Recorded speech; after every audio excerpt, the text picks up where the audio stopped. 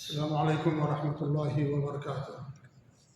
الحمد للہ رب العالمین والعاقبۃ للمتقین ولا عدوان الا علی الظالمین واشهد ان لا الہ الا اللہ وحدہ لا شریک له واشهد ان محمدا عبدہ ورسولہ صلوات اللہ وسلامہ علیہ وعلی آلہ وعلی اصحابہ ومن اهتدى بهدیہ واستنى بسنتہ الی یوم الدین وبعد۔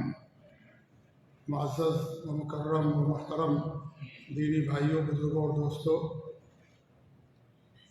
سب سے پہلے تو ہم اللہ تعالیٰ کا شکر ادا کرتے ہیں کہ اللہ کے فضل اور اس کے احسان سے دوبارہ اس درس کا آغاز کیا جا رہا ہے، جو رمضان کی مناسبت سے کچھ دنوں کے لیے رکا ہوا تھا۔ آج سے انشاءاللہ دوبارہ اس درس کا آغاز مسلسل ہر بدھ کو عشاء کی نماز کے بعد آپ کی مسجد میں ہوا کرے گا انشاءاللہ العزیز۔ اور دوسری بات یہ ہے، جو اعلان ہو یہ ہے کہ جبیل دعویٰ سینٹر میں آنے والے جمعہ کو، کل جمعرات ہے، پرسوں جمعہ ہے، عصر کی نماز کے بعد فتنہ ارتداد اسباب و علاج پر ماہانہ پروگرام ہے، جس میں ارتداد کے موضوع پر گفتگو ہوگی۔ کیوں لوگ مرتد ہو رہے ہیں، اس کے اسباب کیا ہیں، اس کا علاج کیا ہے، اس موضوع پر انشاءاللہ گفتگو ہوگی۔ اس میں بھی آپ تمام لوگوں سے دینی حمیت کا ثبوت دیتے ہوئے سب سے گزارش کی جا رہی ہے کہ اس پروگرام کے اندر آپ لوگ بھی ضرور شرکت کریں۔ کل نہیں پرسوں جمعہ کے دن عصر کی نماز کے فوری بعد جبیل دعویٰ سینٹر میں۔ اللہ تعالیٰ ہم سب کو توفیق دے، آمین۔ آج ہماری جو گفتگو ہوگی وہ غزوہ خیبر سے متعلق ہوگی۔ یہ غزوہ خیبر محرم سن 7 ہجری کے اندر پیش آنے والا ایک بڑا واقعہ ہے۔ یہ خیبر، یہاں یہود آباد تھے، جو مدینہ کے شمال میں، اتر میں تقریباً 100 میل کے فاصلے پر واقع ہے۔ اور جیسا کہ آپ لوگوں کو معلوم ہے کہ یہودیوں کی فطرت میں سازش اور دسیسہ کاری داخل ہے، اس لیے وہاں بیٹھ کر کے ہمیشہ اسلام اور مسلمانوں کے خلاف سازشیں کیا کرتے تھے۔ یہی لوگ تھے جنہوں نے جنگ خندق میں مشرکین کے تمام گروہوں کو مسلمانوں کے خلاف اکٹھا کیا تھا۔ اسی طریقے سے غزوہ خندق ہی میں بنو قریظہ کے لوگوں کو مسلمانوں کے خلاف ابھارا تھا اور انہیں غدر اور خیانت پر آمادہ کیا تھا۔ اسی طریقے سے یہی لوگ ہیں جو منافقین کو ہمیشہ مسلمانوں کے خلاف ابھارتے رہتے تھے اور ہمیشہ ان کا تن من دھن سے ساتھ بھی دیا کرتے تھے۔ اس لیے جب آپ صلی اللہ علیہ وسلم قریش کی طرف سے مامون ہو گئے تو آپ نے ان لوگوں کی طرف رخ کیا، کیونکہ یہ سازش کا گڑھ تھا اور ہمیشہ مسلمانوں کے خلاف یہاں سازشیں کی جاتی تھیں اور مسلمانوں کے خلاف غدر و خیانت پر لوگوں کو ابھارا جاتا تھا۔ تو جب آپ نے صلح حدیبیہ کر لی اور اتفاق ہو گیا کہ اب ہمارے اور تمہارے درمیان 10 سال تک جنگ بند رہے گی، تو اسی صورت میں آپ قریش کی طرف سے مامون ہو گئے کہ اب ادھر سے کوئی خطرہ نہیں ہے جنگ کا، حملے کا، تو آپ نے خیبر کا رخ کیا۔ مفسرین نے بیان کیا ہے کہ سورہ فتح جو صلح حدیبیہ کی مناسبت سے نازل ہوئی تھی، اس کی جو آیت نمبر 20 ہے، جس میں اموال غنیمت کی خوشخبری اللہ رب العالمین نے دی ہے، اس سے مراد خیبر کے اموال غنیمت ہیں، کیونکہ خیبر یہود یہاں آباد تھے اور یہودی ہمیشہ سے یہ بڑے مالدار لوگ رہے ہیں۔ پوری تجارت کا کنٹرول اور قبضہ انہی کے ہاتھ میں رہا ہے۔ آج بھی دیکھیے پوری دنیا میں یہودیوں ہی کے ہاتھ میں پورا مال ہے اور پورا کنٹرول ہے۔ تعداد میں تو بہت کم ہے، لیکن پورے مال کی نگرانی یا پورے مال کا کنٹرول انہی کے ہاتھ میں ہے۔ اللہ کے رسول صلی اللہ علیہ وسلم کے زمانے میں بھی یہ لوگ تاجر تھے، سود لیتے تھے، سود دیتے تھے اور کاروبار کیا کرتے تھے۔ تو یہود کے اندر بھی یہ خیبر میں جو یہودی آباد تھے کافی مالدار تھے۔ تو اللہ رب العالمین نے اموال غنیمت کی بشارت دی ہے سورہ فتح کی آیت نمبر 20 میں۔ تو مفسرین نے بیان کیا ہے کہ اس سے مراد خیبر کے اموال غنیمت ہیں۔ اللہ تعالیٰ کا ارشاد ہے وَعَدَكُمُ اللَّهُ مَغَانِمَ كَثِيرَةً تَأْخُذُونَهَا فَعَجَّلَ لَكُمْ هَٰذِهِ وَكَفَّ أَيْدِيَ النَّاسِ عَنكُمْ وَلِتَكُونَ آيَةً لِلْمُؤْمِنِينَ وَيَهْدِيَكُمْ صِرَاطًا مُسْتَقِيمًا۔ مطلب یہ ہے کہ اللہ رب العالمین نے تم سے بہت سی غنیمتوں کو وعدہ فرمایا ہے کہ تم ان کو حاصل کرو گے، اور اس نے تمہارے لیے غنیمت کی جلدی فرما دی، یعنی جلدی تمہیں اس نے مالی غنیمت دے دیا۔ صلح حدیبیہ واقع ہوئی، اس کے بعد خیبر فتح ہوا سن 7 ہجری کے اندر، اور صلح فتح خیبر میں وہی لوگ شریک ہوئے جو صلح حدیبیہ میں شریک تھے، وہی لوگ شریک ہوئے جنگ میں جو صلح حدیبیہ کے اندر شریک تھے۔ تو اللہ فرماتا ہے کہ ہم نے تمہارے لیے جلدی کر دی اور لوگوں کے ہاتھ تم سے روک دیے۔ کن لوگوں کے ہاتھ؟ مشرکین مکہ کے، کیونکہ آپ ان سے معاہدہ کر لیا کہ اب ہمارے ان کے درمیان جنگ نہیں ہوگی، تو اللہ رب العالمین نے ان کے ہاتھ روک دیے، اب ان کے درمیان جنگ نہیں ہوگی۔ اور مقصد یہ تھا کہ مومنوں کے لیے اللہ تعالیٰ کی قدرت کا نمونہ ہو اور وہ تم کو سیدھے راستے پر چلائے۔ تو اس آیت کریمہ میں جس غنیمت کا اللہ نے وعدہ کیا ہے، مفسرین نے بیان کیا کہ اس سے مراد خیبر کے اموال غنیمت ہے جو کثیر تعداد میں مسلمانوں کو حاصل ہوئے تھے، جیسا کہ جب اس کا وقت آئے گا تو انشاءاللہ ہم اس کو بیان کرنے کی کوشش کریں گے۔ جیسا کہ میں نے بیان کیا کہ اس جنگ میں وہی لوگ شریک ہوئے جو بیعت رضوان میں شریک تھے۔ صلح حدیبیہ کے موقع پر بیعت رضوان واقع ہوئی تھی، جس میں آپ صلی اللہ علیہ وسلم نے صحابہ کرام سے عہد لیا تھا، بیعت لی تھی کہ جب یہ بات اڑا دی گئی، یہ خبر مشہور کر دی گئی کہ حضرت عثمان رضی اللہ تعالیٰ عنہ کو مکہ کے مشرکین نے قتل کر دیا ہے، تو آپ نے ان کے خون کا بدلہ لینے کے لیے صحابہ کرام سے بیعت لی تھی، اسی کو بیعت الرضوان کہا جاتا ہے۔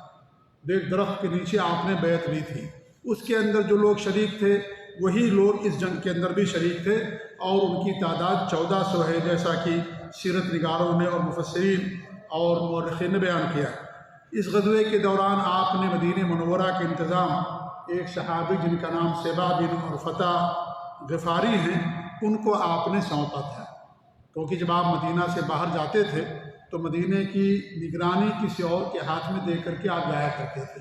تو اس بار جو آپ نے ذمہ داری دی، ان کا اس صحابی کا نام تھا سیبا بن عرفتہ غفاری، قبیلہ غفار سے ان کا تعلق تھا، ان کو آپ صلی اللہ علیہ وسلم نے ذمہ داری دی تھی۔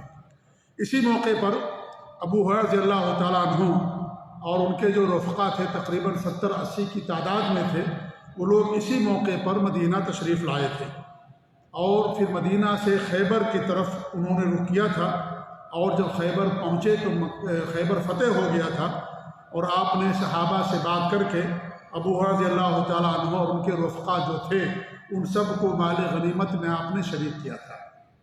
ابو ہریرہ رضی اللہ تعالیٰ عنہ بہت مشہور صحابی ہیں، سب سے زیادہ حدیثیں انہی سے مروی ہیں، تقریباً 5374 حدیثیں انہوں نے روایت کی، سب سے زیادہ اصحاب صفہ میں سے ہیں۔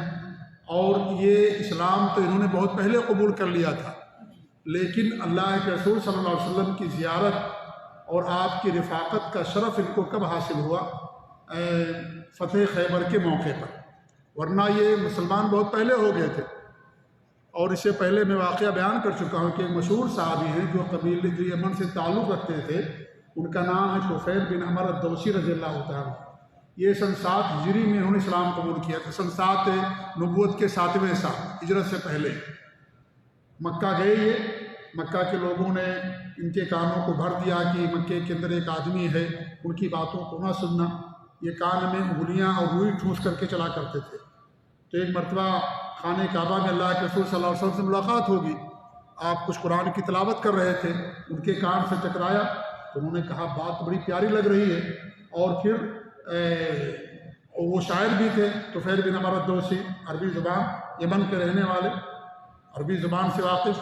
تو جب انہوں نے سنا تو وہ باتیں اثر کر گئی، اللہ کے رسول صلی اللہ علیہ وسلم سے سنا، اس کے بعد دیکھا کہ آپ صلی اللہ علیہ وسلم جہاں جا رہے ہیں، پھر پیچھے ان کے پیچھے آئے، اور پھر دار ارقم میں آپ تشریف فرماتے تھے، وہاں گئے اور اس طریقے سے اور ان سے سنا اور مسلمان ہو گئے۔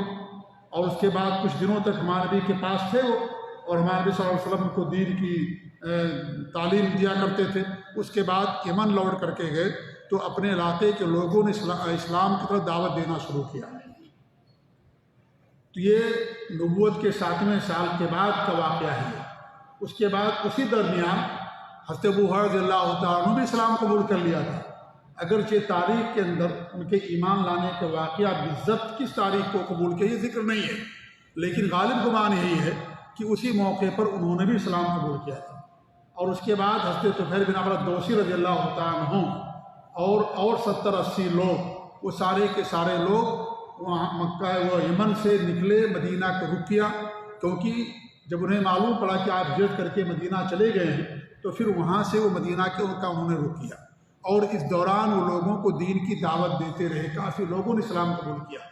اور اس کے بعد پھر 70-80 لوگ مدینہ منورہ تشریف لائے، انہی میں سے طفیل بن عمرو الدوسی تھے اور حضرت ابو ہریرہ رضی اللہ تعالیٰ عنہ بھی تھے۔ تو انہوں نے اسلام تو پہلے قبول کر لیا تھا، ایسا نہیں ہے کہ 7 ہجری کو اسلام قبول کیا، اسلام بہت پہلے قبول کر لیا تھا۔ یہ اور بات ہے کہ ہمارے نبی سے ملاقات کا شرف خیبر کے موقع پر ان کو حاصل ہوا، ورنہ اسلام بہت پہلے انہوں نے قبول کر لیا تھا۔ تو ان کے بارے میں جو اعدائے اسلام ہیں بہت باتیں کرتے ہیں کہ بھئی بہت بعد میں اسلام قبول کیا، سب سے زیادہ حدیثیں انہی سے مروی ہیں، یہ کیسے ہو گیا؟ لگتا ہے کہ حدیثیں گڑھتے تھے، نعوذ باللہ من ذالک۔ تو میرے بھائیوں، حضرت ابو ہریرہ رضی اللہ تعالیٰ عنہ بڑے عظیم صحابی ہیں، ہمارے نبی ان کی فضیلت بیان کی ہے اور یہ کہا کہ تم سے وہی محبت کرے گا جو مومن ہوگا، اور جو منافق ہوگا وہ تم سے نفرت کرے گا۔ اس لیے ایک معیار ہے حضرت ابو ہریرہ رضی اللہ تعالیٰ عنہ، تمام صحابہ کرام معیار ہیں۔ آپ نے تمام صحابہ کے بارے میں بیان فرمایا ہے کہ جو صحابہ سے محبت کرے گا وہ مومن ہے، اور جو ان سے نفرت کرے گا وہ منافق ہے۔ لیکن کچھ صحابہ کا آپ نے نام لے کر کے فرمایا، انہی میں سے ابو ہریرہ رضی اللہ تعالیٰ عنہ ہیں۔ سب سے زیادہ حدیثیں انہوں نے مروی ہیں۔ یہ حدیثیں سنتے تھے تو یاد نہیں رہتی تھی، بھول جاتے تھے۔ ہمارے نبی سے دعا کی درخواست کے ہمارے نبی نے دعا کی ان کے لیے، اور جب دعا کی اس کے بعد جو حدیثیں سنتے تھے یاد ہو جایا کرتی تھی۔ اصحاب صفہ میں سے ہیں یہ۔ اصحاب صفہ ان صحابہ کو کہا جاتا ہے جنہوں نے اپنے آپ کو وقف کر دیا تھا اسلام کے لیے، حدیثوں کو یاد کرنے کے لیے، نبی کی سے تعلیمات حاصل کرنے کے لیے۔ انہی میں سے حضرت ابو ہریرہ رضی اللہ تعالیٰ عنہ بھی ہیں، جن کا نام تھا عبد الرحمن بن صخر الدوسی، قبیلہ دوس یہ یمن کا قبیلہ ہے، تو ان کا اصل نام عبد الرحمن بن صخر ہے، لیکن ابو ہریرہ کے نام سے معروف ہو گئے۔ ان کے پاس ایک بلی تھی جسے بہت پیار کرتے تھے اور اس کو پال کر کے رکھا تھا، اس لیے ان کا نام ہی ابو ہریرہ رضی اللہ عنہ پڑ گیا، اور نام سے بہت کم لوگ واقف ہیں۔ تو ہمارے نبی ان کے لیے دعا کی باقاعدہ، اور آپ کی دعا کا یہ اثر اور نتیجہ کہ سب سے زیادہ حدیثیں انہوں نے بیان کیا، اور ان کو 4 سال 3 مہینہ کچھ دن ہمارے نبی کے ساتھ رہنے کا موقع ملا۔ انہوں نے پورا وقف کر دیا تھا، ہمیشہ سائے کے طریقے سے ہمارے نبی کے ساتھ رہتے تھے۔ ہاں جب رات ہوتی تھی تو پھر صفہ جو چبوترا تھا وہاں رات گزارتے تھے، ورنہ دن میں جہاں بھی ہمارے نبی جاتے تھے ہمارے نبی کے ساتھ چلتے تھے اور ان سے حدیثیں سنا کرتے تھے۔ اب دیکھیے 5374 حدیث 4 سال میں، ایک سال میں 360 دن ہوتے ہیں، اگر 4 سال میں اس کو تقسیم کریں گے تو ایک دن میں 4 حدیث آتی ہیں۔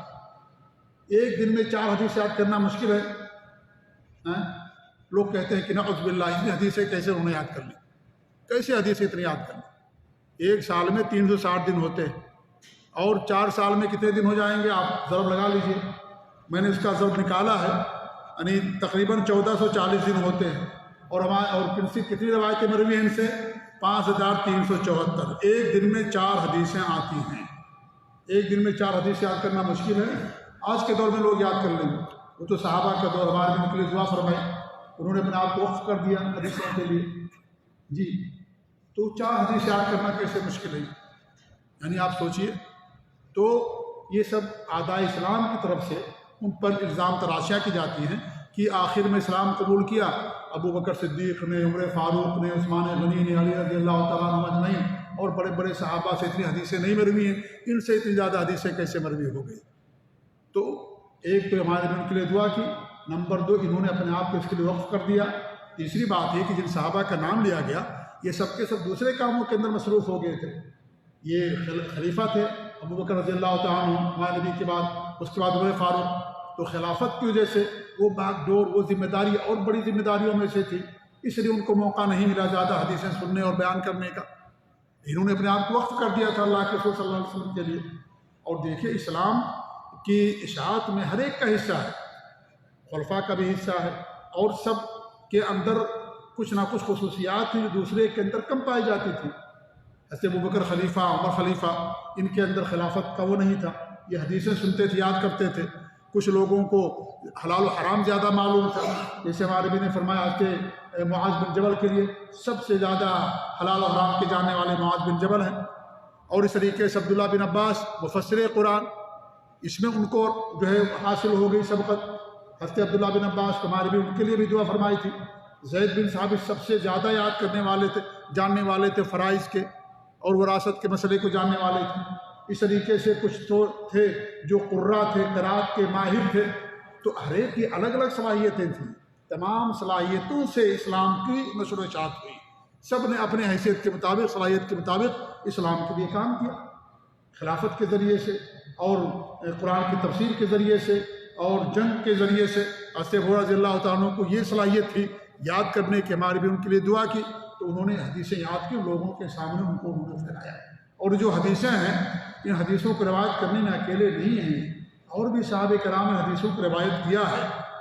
صرف 110 حدیثیں ہیں جو جس کے روایت کرنے میں منفرد ہیں، یعنی کسی اور سے وہ حدیثیں نہیں آتی ہیں۔ 110 حدیثیں صرف ہے، باقی اور جو ساری حدیثیں ہیں وہ ساری حدیثیں دیگر صحابہ کرام سے بھی مروی ہیں، یعنی اور جو دیگر صحابہ کرام ہیں، جابر رضی اللہ عنہ، حضرت عائشہ یا انس بن مالک، ابو سعید الخدری، یا اس طریقے عبداللہ بن عباس، عبداللہ بن عمر بن عاص، عبداللہ بن عمر بن خطاب اور جو دیگر صحابہ کرام ہیں ان سے ساری حدیثیں مروی۔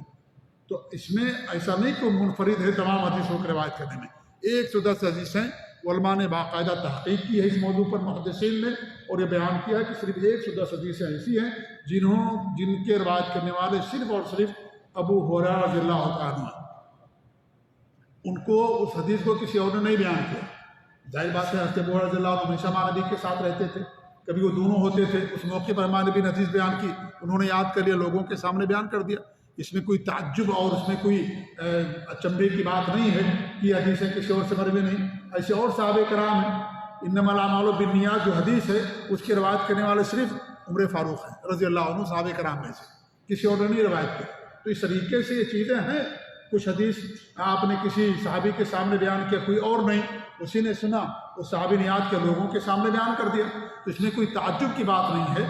تو سب سے بڑے اسلام کے راوی، محدث اور فقیہ حضرت ابو ہریرہ رضی اللہ تعالیٰ عنہ ہیں، جنہوں نے بہت ساری حدیثیں ہمارے نبی صلی اللہ علیہ وسلم سنی، اور اسلام کا یعنی کہ بیشتر احکام سے متعلق اور دیگر مسائل سے متعلق حدیثیں سنی، اور اس طریقے سے انہوں نے لوگوں کے سامنے جو ہے بیان کر دیا۔ تو اس میں کوئی تعجب کی بات نہیں ہے۔ تو یہ اسی موقع پر ابو ہریرہ رضی اللہ تعالیٰ عنہ مدینہ تشریف لائے، اور جب سنا کہ آپ صلی اللہ علیہ وسلم یہاں سے خیبر چلے گئے ہیں تو فوراً وہ بھی خیبر کے لیے نکل گئے، اور جب خیبر پہنچے تو اس وقت جو ہے خیبر فتح ہو چکا تھا، اور آپ صلی اللہ علیہ وسلم نے ان کے لیے باقاعدہ اس میں حصہ رکھا تھا۔ لوگوں سے بات کرنے کے بعد ان کی قربانیوں کو دیکھ کر کے اور ان کے اسلام کے تعلق سے محبت اور جذبے کو دیکھ کر کے آپ ان سب کے لیے باقاعدہ مالی غنیمت میں حصہ رکھا۔ اس موقع پر جو منافقین ہیں، جیسا کہ ان کی ہمیشہ سے چال تھی اور یہ عادت تھی کہ وہ ہمیشہ سے یہودیوں کا انہوں نے ساتھ دیا، تو اس موقع پر بھی انہوں نے یہودیوں کو پہلے سے اطلاع کر دی اور بتا دیا کہ محمد صلی اللہ علیہ وسلم اب تمہارے شہر کی طرف رخ کر رہے ہیں، اس لیے تم چوکنا رہنا اور ڈرنا نہیں، تمہارے پاس طاقت زیادہ ہے، تمہارے پاس بڑے بڑے قلعے ہیں جسے یہ فتح نہیں کر پائیں گے، اس لیے تم لوگوں کو ڈرنے کی ضرورت نہیں ہے۔ حوصلہ بھی دیا، ان کو تسلی بھی دی، اور اس طریقے سے میسج بھی ان تک پہنچا دیا۔ جو منافقوں کا سردار تھا عبداللہ بن ابی بن سلول، اس نے ان تک یہ ساری بات پہنچا دی، اس لیے ہمارے نبی صلی اللہ علیہ وسلم کے پہنچنے سے پہلے ہی وہاں اطلاع پہنچ چکی تھی کہ خیبر پر حملہ کرنے کے لیے اللہ کے رسول صلی اللہ علیہ وسلم جو ہے نکل چکے ہیں۔ جب آپ خیبر کے قریب پہنچے تو آپ نے اس بستی میں داخل ہونے کے لیے ایسے راستے کو چنا کہ جس راستے سے آپ کو امید یہ تھی کہ یہ لوگ یہاں سے بھاگ کھڑے ہوں گے اور پھر ملک شام چلے جائیں گے، کیونکہ اس سے پہلے جو یہودیوں کے قبیلے تھے، بنو قینقاع، بنو قریظہ، یہ سارے کے سارے لوگ ملک شام چلے گئے تھے۔ تو آپ کو خدشہ لاحق تھا کہ کہیں ایسا نہ یہ لوگ بھی شام کے راستے سے، وہ راستہ جو شام کی طرف جاتا ہے، شام یعنی اردن کا جو علاقہ ہے، فلسطین کا، سیریا کا، لبنان کا، اس زمانے میں اس کو ملک شام کہا جاتا تھا۔ شام مطلب یہ ہے کہ یہ مکے سے بائیں طرف واقع خانہ کعبہ سے، اس لیے اس کو ملک شام کہا جاتا تھا۔ تو آپ کو خدشہ تھا کہ یہ لوگ کہیں ایسا نہ ہو کہ اس راستے سے نکل کر کے ملک شام چلے جائیں، اس لیے آپ نے یہ ٹیکنیک استعمال کی کہ آپ اس راستے کی طرف سے حملہ کرنے کے لیے تیار ہوئے تاکہ اس راستے کو آپ بند کر دیں اور اس راستے سے ان کو ملک شام جانے کا جو امکان ہے وہ امکان ختم ہو جائے۔ اس طریقے سے آپ نے کیا۔ راستے میں ایک صحابی ہیں عامر بن اقوا رضی اللہ تعالیٰ، شاعر بھی ہے یہ، اور یہ آپ کے ساتھ جو ہے اس جنگ میں شریک ہوئے، شاعر بھی تھے یہ، اور بڑی اچھی آواز تھی ان کی۔ تو پہلے زمانے میں، آج بھی گاؤں دیہات کے اندر ہے کہ جب لوگ جانوروں پر سفر کرتے ہیں تو کچھ لوگ اس میں اشعار پڑھتے ہیں، اور جب اشعار پڑھتے ہیں تو راستہ جلدی سے طے ہو جاتا ہے، لوگ اشعار سننے میں مصروف ہو جاتے ہیں۔ تو پہلے زمانے میں یہ چیز تھی، آج بھی گاؤں دیہات کے اندر یہ چیزیں پائی جاتی ہیں۔ تو جب یہ سفر کر رہے تھے تو لوگوں نے ان سے اشعار کہنے کی درخواست کی، تو انہوں نے اشعار سنانا شروع کیا اور اچھے اچھے اشعار لوگوں کو سنانے لگے۔ تو آپ نے پوچھا یہ کون ہیں؟ تو لوگوں نے کہا کہ عامر بن اقوا ہیں۔ تو آپ نے فرمایا، نبی صلی اللہ علیہ وسلم نے، اللہ تعالیٰ ان پر رحم فرمائے۔ اور جب آپ یہ کہہ دیتے تھے تو ان کی گویا کی شہادت جو ہے واجب ہو جاتی تھی، جیسا کہ بخاری مسلم کی روایت ہے۔ آپ صلی اللہ علیہ وسلم جب جنگ کے دوران کسی صحابی کے بارے میں یہ کہہ دیں کہ اللہ تعالیٰ تم پر رحم فرمائے، اللہ تم سے راضی ہو جائے، تو اس کا مطلب یہ ہے کہ اس جنگ کے اندر ان کو شہادت واجب ہو گئی ہے، اس جنگ کے اندر وہ شہید ہو جائیں گے۔ تو جب آپ نے یہ بات کہی تو لوگوں کو یقین ہو گیا کہ اب آپ جو ہے یہ شہید ہو جائیں گے، اور پھر اس جنگ کے اندر عامر بن اقوا رضی اللہ تعالیٰ شہید بھی ہو گئے۔ تو راستے میں ایک واقعہ یہ پیش آیا، اس طریقے جب آپ خیبر کے بالکل قریب ہو گئے تو آپ نے عصر کی نماز پڑھی، اور عصر کی نماز پڑھنے کے بعد آپ نے کچھ توشہ منگوایا، کھانے پینے کا سامان۔ تو آپ کے لیے جو ہے ستو لایا گیا، تو آپ نے اور آپ کے صحابہ نے جو ہے ستو کو تناول فرمایا۔